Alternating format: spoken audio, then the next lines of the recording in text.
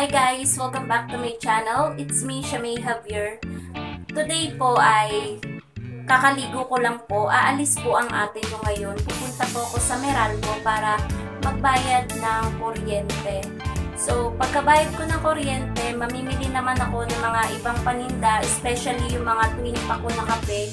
Paubos na talaga. Tapos yung mga iba pang kulang sa aking sari-sari store. Bali, pupunta din pala ako ng Pure Gold and then sa palengke sa Genstar. So, update ko na lang kayo guys mamaya. 2 hours later.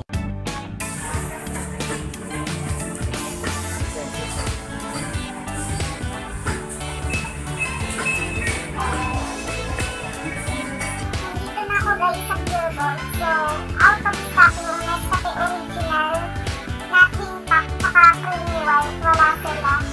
So, naubos ko yung mga twin pack nila. Ang available lang po ay Great Taste Original. Ito.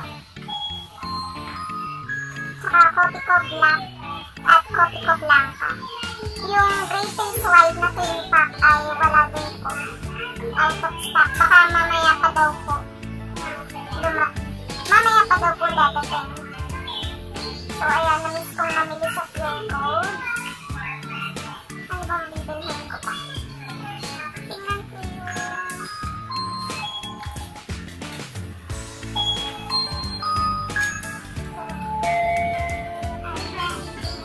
sa mga juice. Ano ako na next?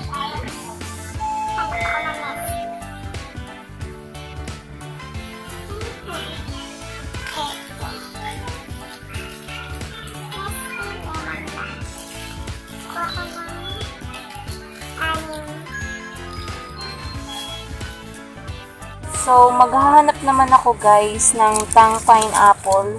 Parang wala silang Tang Pineapple ngayon.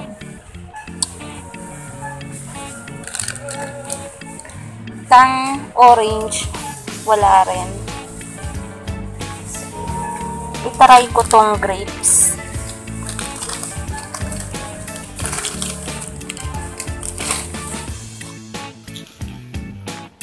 Kumuha ko ng 6 na Tang grapes tsaka Nesty Lemon Black.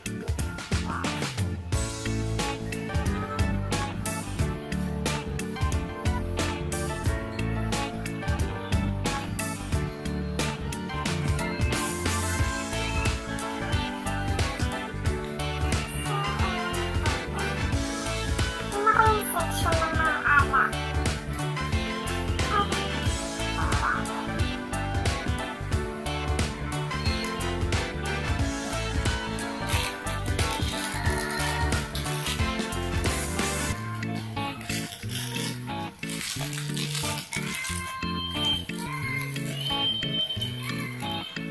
Try ko nga itong Nissin Ramen Spicy Seafood. Kukuha ko ng 3.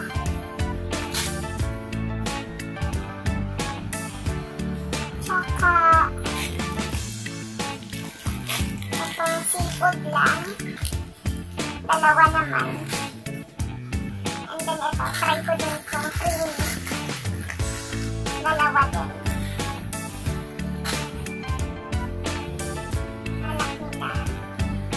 So, mahal talaga ang Jinbilog.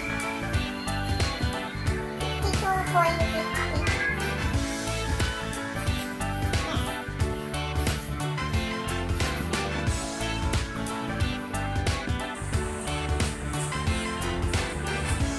Ayan guys, yung mga soft drinks, Gatorade. Ayan yung mga water nila.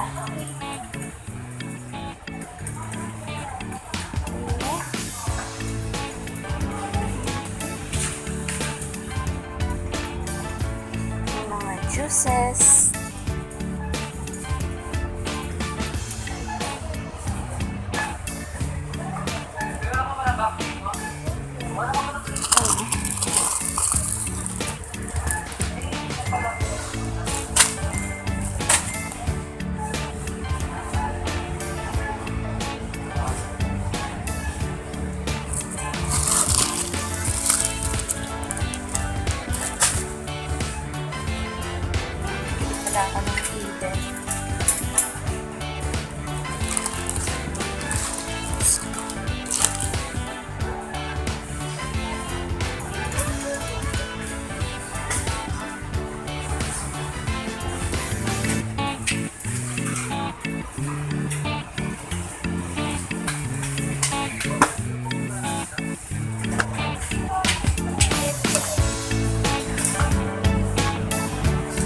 Magic sarap.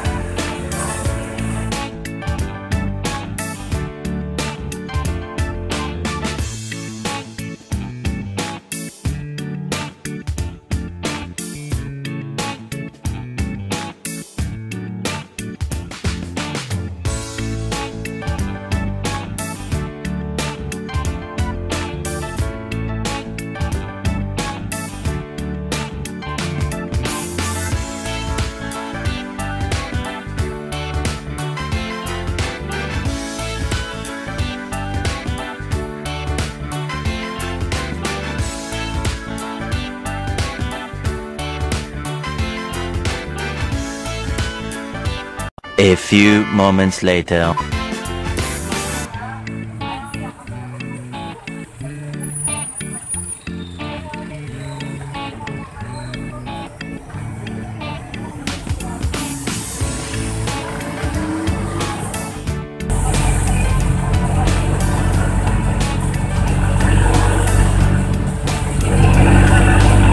One hour later. Bali, eto na po guys yung napamili ko sa Pure Gold, yung ilan lang po dito. Ang nabili ko po sa Pure Gold is itong twin pack na Great Taste Original, Kopiko Blanca, tsaka Kopiko Black.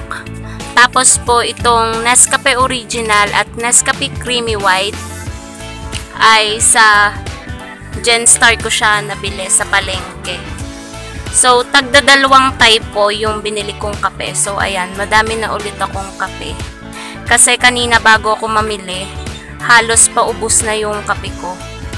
And then, bumili din ako guys ng Eden na sulit pack sa Pure Gold.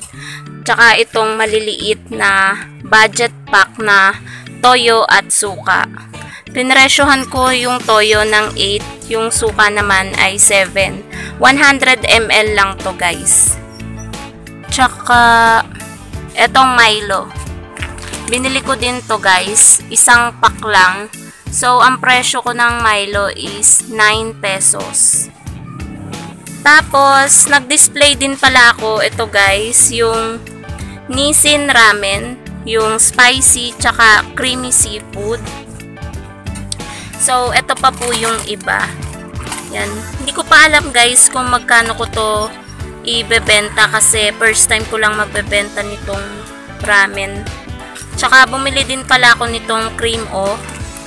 Pang sa akin lang ito guys. Bumili din pala ako guys nitong karate belts, yung strawberry. 2 pack yung binili ko nito. Tapos yung isa ay eto na, naisalin ko na. Tapos, bumili din ako nito guys, yung mahaba na assorted yung kulay. Mabili din to sa mga bata. So, isang pack lang yung binili ko nito guys. And then, eto guys, bumili din pala ako nitong 100 pesos na tuyo. So, maliliit lang po ito. Baka mamayang gabi ko na to i-repack.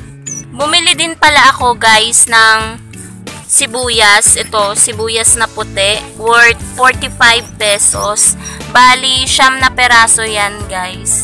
Pinresyohan ko siya ng may 7 and 8 pesos.